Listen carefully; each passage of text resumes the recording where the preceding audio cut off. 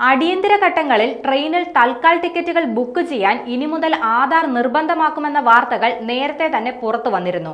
ഇത്തരത്തിൽ IRCTC അക്കൗണ്ടിനെ ആധാറുമായി ബന്ധിപ്പിക്കാത്തവർക്ക് July 1 മുതൽ ഓൺലൈനായി റെയിൽവേ തൽക്കാൽ ടിക്കറ്റ് ലഭിക്കില്ല.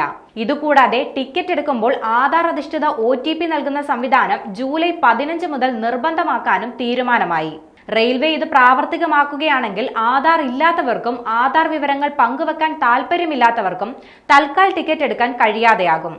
നിലവിൽ IRCTC വെബ്സൈറ്റോ ആപ്പോ ഉപയോഗിച്ച് ടിക്കറ്റ് എടുക്കുന്നവരിൽ ഭൂരിപക്ഷം ആളുകളും അവരുടെ അക്കൗണ്ടുകൾ ആധാറുമായി ബന്ധിപ്പിക്കാത്തവരാണ്.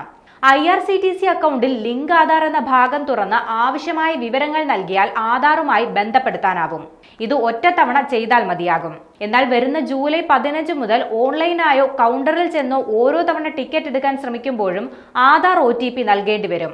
അതിൽ ആധാറുമായി ബന്ധിപ്പിച്ചിട്ടുള്ള മൊബൈൽ ഫോണിലേക്കായിരിക്കും OTP വരിക.